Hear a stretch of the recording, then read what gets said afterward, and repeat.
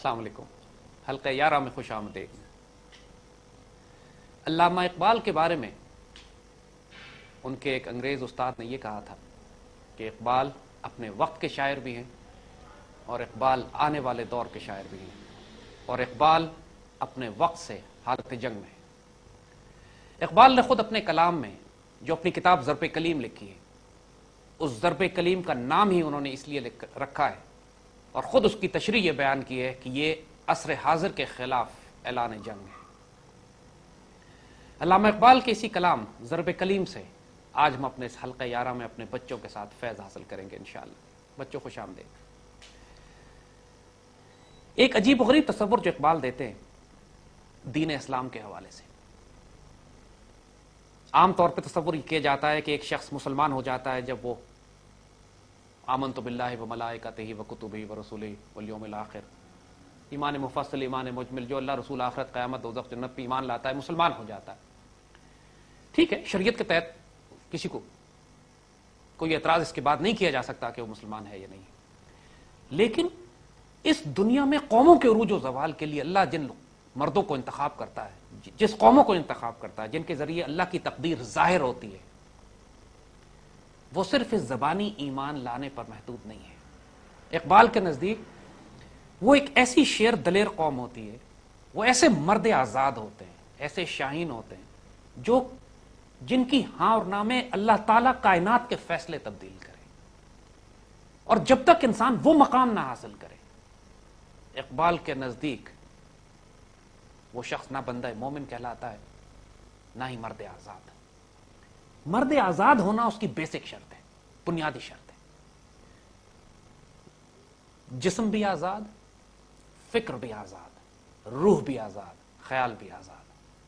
اور ایسا مرد آزاد اتنا حیرت انگیز وجود ہوتا ہے کہ حقیقتاً وہ پراسرار ہوتا ہے. اس ضرب کلیم میں انشاءاللہ اس سے پہلے کہ ہم تفصیل سے اس پہ جائیں، کچھ چند ایک شعر آپ کے سامنے پڑھتے ہیں، تھوڑا سا ان کو واضح بھی کریں گے. اقبال فرماتے ہیں، نہیں مقام کی خوگر طبیعت آزاد. جو ایک آزاد طبیعت ہوتی ہے وہ کسی ایک مقام پر ٹھہرتی نہیں،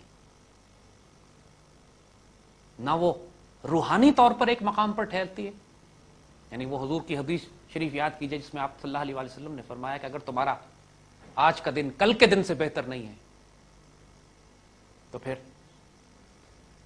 اس کا مفہوم ہے کہ تمہارے ایمان میں کوئی کمی ہے یا تم ترقی نہیں کر رہے.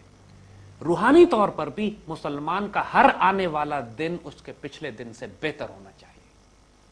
وَلَلْآخِرَةُ خَيْرٌ لَكَ مِنَ الْأُولَىٰ. ہر آنے والا وقت آپ کے پہلے وقت سے بہتر اور خوبصورت ہے.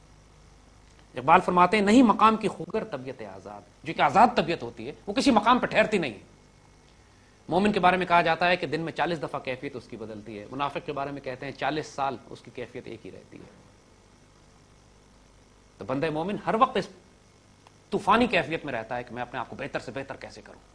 اس کی غلطی وہ کبھی سلپ کرتا ہے، غلطی شیطان کے غلبے میں بھی آتا ہے، غلطی کوتاہی بھی کرتا ہے، نفس کے غلبے میں بھی آتا ہے، لیکن ایک مقام پہ ٹھہرتا نہیں، امیڈیٹلی وہاں سے نکلتا ہے، پھر اپنے آپ کو اٹھاتا ہے، بلندی پہ پہنچتا ہے اور بلندی کی طرف جاتا ہے. شیطان کا اور حملہ ہوتا ہے، غلطی کوتاہی کرتا ہے، گناہ کرتا ہے، نسیان کرتا ہے، خطا کرتا ہے، کوئی بات نہیں، بندہ مومن سے ہوتی ہے، غلطی کوتاہیاں ہو جاتی ہیں، پھر سلپ کر کے نیچے آتا ہے، لیکن ایک مقام پہ نہیں ٹھہرتا. وہ کبھی ایک طوفانی جنگ جاری ہوتی ہے ایک بندہ مومن کے وجود میں. جب تک کہ یہ طوفان برپا نہ ہو، اقبال کہتے ہیں کہ وہ مرد آزاد ہے ہی نہیں. اور پھر ایک تو جسمانی آزادی، ہم کہتے ہیں 14 اگست لیا ہم نے پاکستان کو آزاد کر لیا، لیکن یہ تو ہم جانتے ہیں کہ پاکستان سیاسی طور پر، معاشی طور پر آزاد نہیں ہے ابھی. ہم وہی IMF، ورلڈ بینک، کفر کے نظام کے، انگریزوں کا نظام، انگریزوں کا قانون، ابھی تو ہم آزاد نہیں ہوئے. پھر سب سے بڑھ کر غلامی جو ہے فکری سوچ، خیال کی غلامی. انسان یہ سوچ ہی نہیں سکتا، اس پہ خوف طاری ہو جاتا ہے کہ کیا پاکستان میں بھی کبھی خلافت راشدہ کا نظام قائم ہو سکتا ہے؟ کیا یہ سود اور ربا کا نظام ختم کر کر ہم اللہ تعالیٰ کا معاشی نظام قائم کر سکتے ہیں؟ کیا ہم مسلمانوں کو متحد کر کے دوبارہ یونائٹڈ اسٹیٹس آف اسلام بنا سکتے ہیں؟ کیا ہم دوبارہ حضور کی صلی اللہ علیہ وسلم کے حدیث مبارکہ کے مطابق غزوہ ہند میں اور پھر ہم جا کے کیا ہندوستان پر دوبارہ دائرہ اسلام میں ہندوستان کو لا سکتے ہیں؟ دہلی دوبارہ دارالاسلام میں آ سکتا؟ ایک غلام ذہن میرے بچوں یہ سوچ بھی نہیں سکتا. اس پر خوف طاری ہو جاتا ہے یہ سوچ کے امریکہ سے کیسے لڑیں گے، آج ہم کس طریقے سے گزارا کریں گے، ہم بھوکے مر جائیں گے. پورا دین آج معلوم ہے، واضح ہو چکا ہے. حضور صلی اللہ علیہ وسلم نے माशाअल्लाह खुतबा हज्जतुल विदा पर तो पूरी मुसलमान जमात ने हक अदा कर दिया, गवाही दे दी। हुजूर ने खुद फरमा दिया अल्लाह गवाह रहना, मैंने आपका दीन इन तक पहुंचा दिया। तो दीन मुकम्मल है बच्चों, लेकिन फिर हम गुलाम क्यों हैं? खुद सोचो ना, जब दीन मुकम्मल हो चुका है, कुरान और सुन्नत मौजूद है हमारे पास, शरीयत फिक़ह हदीस मौजूद है हमारे पास, फिर मुसलमान मिल्लत गुलाम क्यों है? मुसलमान तो सारे हैं, किताबें तो सबने पढ़ी हुई हैं माशाल्लाह, सारों को अपनी बड़े बड़े मुफस्सिर, बड़े बड़े मुहद्दिस मौजूद हैं, बड़े बड़े उलमा मौजूद हैं, उम्मत गुलाम क्यों है? आला से आला तरीन इस वक्त जो बड़े से बड़े उलमा भी हैं, सूद और रिबा के निजाम को मजबूर हैं इस्तेमाल करने में। वही पेपर करेंसी, वही बैंकिंग सिस्टम, वही कागजी नोट, वही सिलसिला है ना सारा। हम आजाद कहां हुए? क्यों? वो इसी वजह से उम्मत गुलाम क्यों हुई?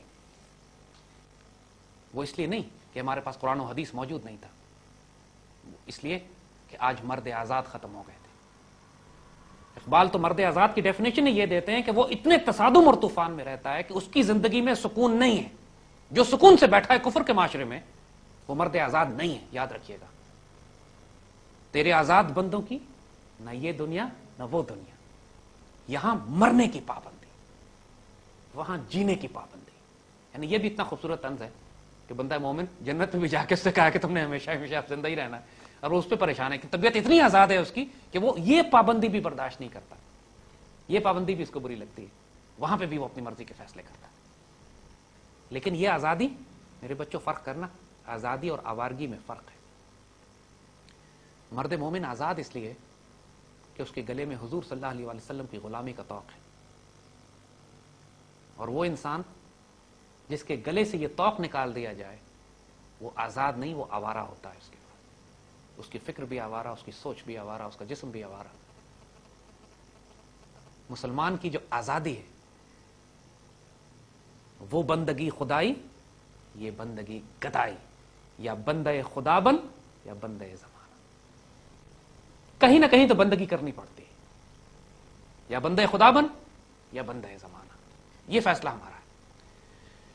बड़े बड़े मुसलमान हमारे पास चारों तरफ, करोड़ों मुसलमान माशाल्लाह मौजूद हैं।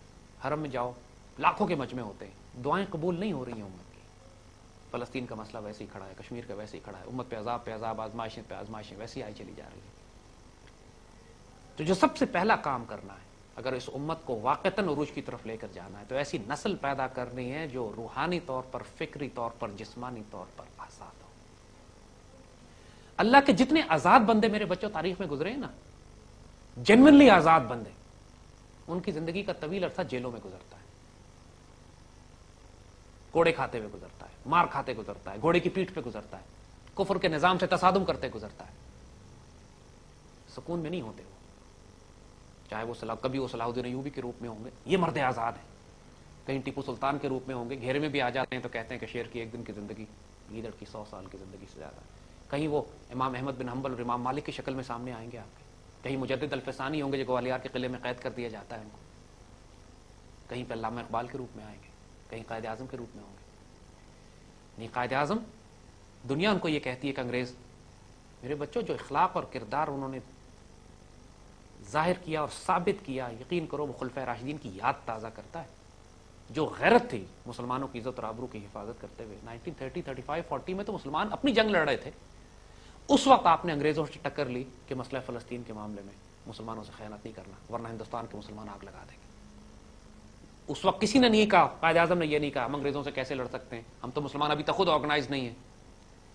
ये मर्द आजाद की खुसूसियत होती है बेटा, जिस बात को हक समझता है और सच समझता है उसको बयान करता है।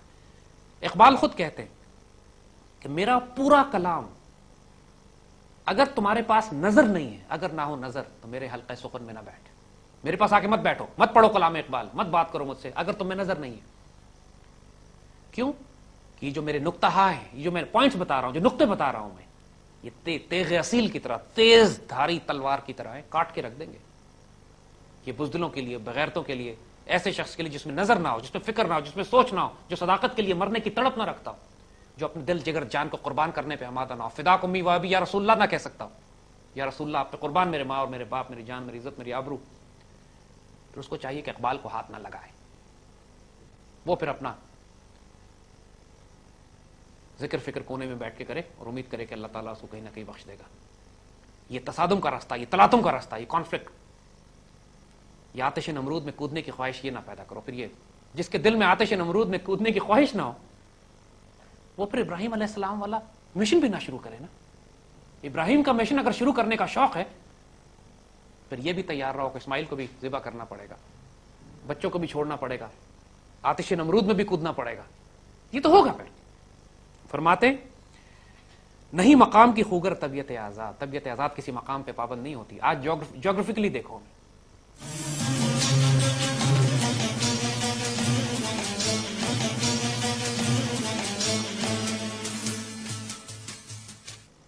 آج 4 نسلیں 5 نسلیں پیدا ہو چکی ہیں جب انہوں نے سرحدوں کی پابندی لگائی. ایک لمحے کے لیے سوچو، بچوں کے تصور میں یہ بات آج کل کی نسلوں کے ہمارے نہیں ہے. ہم خود اسی نسل میں پیدا ہوئے ہیں کہ جو ان غلامی کی پابندیوں میں جکڑی ہوئی تھی. ورنہ 1920 1921 سے پہلے پوری مسلمان دنیا میں ویزے پاسپورٹ نہیں ہوا کرتے تھے. امیجن کرو آج ہمارا دل چاہے جس طرح ہم لاہور چلے جاتے ہیں، کراچی چلے جاتے ہیں، کوئٹہ چلے جاتے ہیں، پشاور چلے جاتے ہیں، اسی طرح مسلمان کا دل چاہتا تھا کہ آج بغداد چلے جاتے ہیں، آج شام چلے جاتے ہیں، آج مدینہ چلے جاتے ہیں. Can you even imagine? آج کتنی عجیب سی بات لگتی ہے یہ. مسلمان کاشغر سے شروع ہوتے تھے، اندلوسیہ تک جایا کرتے تھے. خلافت راشدہ کے بعد بنو امیہ کے دور میں ماشاءاللہ شروع میں حضرت عمر بن عبدالعزیز کے دور میں اندلوسیہ فتح ہو گیا تھا، اسپین فتح ہو چکا تھا، اس وقت چین تک پھیل چکے تھے مسلمان. اس کے بعد 1400 سال تک مسلمان دنیا میں کبھی ویزے پاسپورٹ کا مسئلہ نہیں تھا. ہو کیسے سکتا تھا؟ فطرتاً طبیعتاً مرد آزاد تھے. قافلے چلتے تھے، دمشق سے چین تک جاتے تھے، قافلہ چلتا تھا کاشغر تک، اندلوسیہ میں تجارت، خرناطہ میں تجارت کرتا تھا جا کے. جس کا جہاں دل چاہتا تھا پوری مسلمان دنیا میں ٹریول کرتا تھا. اپنے اپنے بڑے بڑے بزرگوں کے واقعات تو دیکھیں نا. امام ابو حنیفہ ایران سے تعلق، امام بخاری سینٹرل ایشیا سے تعلق، امام مالک مدینے کے امام. ماشاءاللہ کتنا کام مسلمانوں نے اندلوسیہ میں کیا، اسپین میں کیا، جو پوری دنیا میں پھیلا دیا گیا. کوئی ویزا پاسپورٹ کا ایشو نہیں.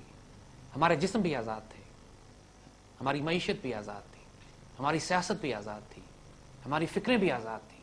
جب وہ آزاد فکریں تھیں ہم روحانی طور پر بھی آزاد تھے. تو دیکھو پھر یہ وہ دور تھا کہ جب مسلمانوں نے پوری دنیا میں سائنس اینڈ ٹیکنالوجی کی وہ بنیاد قائم کی. انجینئرنگ، کیمسٹری، میتھمیٹکس، کئی 100 سال تک وہ مسلمانوں کی لکھی ہوئی کتابیں ہی دنیا میں ٹیکسٹ بک کے طور پہ پڑھائی جاتی تھی. سائنس اینڈ ٹیکنالوجی کی بنیاد عربی زبان پہ تھی، دنیا عربی سیکھتی تھی آگے. لوگ آج کہتے ہیں کہ سائنس کہتی ہے کہ اللہ کا وجود نہیں ہے. کون سی سائنس ہی کہتی ہے؟ سائنس تو ہماری یاد ہے. ہم مسلمانوں نے جو کئی 100 سال تک پوری دنیا کو سائنسز دی، مسلمانوں نے تو ایک بھی سیکولر سائنسدان نہیں پیدا کیا. مسلمانوں نے تو جتنے سائنسدان پیدا کیے ان سائنسدانوں نے وہی زمزم پیتے ہیں جو سیدنا اسماعیل کے قدموں سے نکلا تھا. یہ جب اللہ قبول کر لیتا ہے نا، اسی لیے ابراہیم علیہ السلام کی دعا یاد کریے گا، اللہم تقبل منا، یا اللہ قبول کر لینا. یہ ایک چھوٹی سی دعا لگتی ہے لیکن اس میں 2 جہانوں کی خیر چھپی ہوئی ہے. اللہم تقبل منا، یا اللہ قبول کر لینا. یار میری جان، اللہ نے قبول نہ کیا تو کیا فائدہ میری حج اور عمرے، میری نمازیں، میری عبادت، میرے جہاد، میرے کتابیں لکھنا، میرا سب کچھ کرنا، اگر اللہ نے قبول ہی نہیں کیا؟ اگر میں نے یہ ریاکاری کے لیے کیا، دنیا کو دکھانے کے لیے کیا. امام مالک پر الزام لگا دیا لوگوں نے کہ آپ موطا امام مالک، بہت مشہور کتاب حدیث کی، مستند ترین کتابوں میں سے شامل ہوتی. اور امام مالک آپ جانتے ہیں مدینے کے امام تھے. ادب رسول اور عشق رسول بالکل شروع کے وقتوں میں حدیث کی سب سے پہلی منظم کتاب موطا امام مالک ان میں سے شامل ہوتی. امام مدینے کے امام اور ادب رسول اور عشق رسول کا یہ عالم آپ کا کہ کبھی مدینے سے باہر نہیں نکلے سوائے حج کے لیے. جب لوگ ان سے کہتے تھے کہ آپ، اس وقت مسلمانوں کے بڑے بڑے مرکز بغداد بن چکا تھا، کوفہ تھا، بصرہ تھا، دمشق تھا، اس وقت تک اندلوسیہ، غرناطہ، سمرقند وغیرہ، سمرقند تک مسلمان پہنچ چکے تھے اور اس طرف مسلمان یورپ کی طرف داخل ہو رہے تھے. تو امام فرمایا کرتے تھے کہ وہی ایک حدیث سنایا کرتے تھے، مدینہ خیر لکم لو کنتم تعلمون، مدینہ تمہارے لیے بہتر ہے اگر تم جانو. آپ مدینے سے باہر نہیں نکلے کبھی. مدینے میں جوتے نہیں پہنتے تھے کہ حضور جہاں پہ نالین مبارک پہن کر چلتے ہوں وہاں میں گستاخی کیسے کر سکتا ہوں کہ میں جوتے پہن کے چلوں. گھوڑے پہ نہیں سوار ہوئے. ادب کے پہلو، ادب کے مقام. فقہ میں نہیں لکھا، کہیں کسی کتاب میں نہیں لکھا کہ مدینہ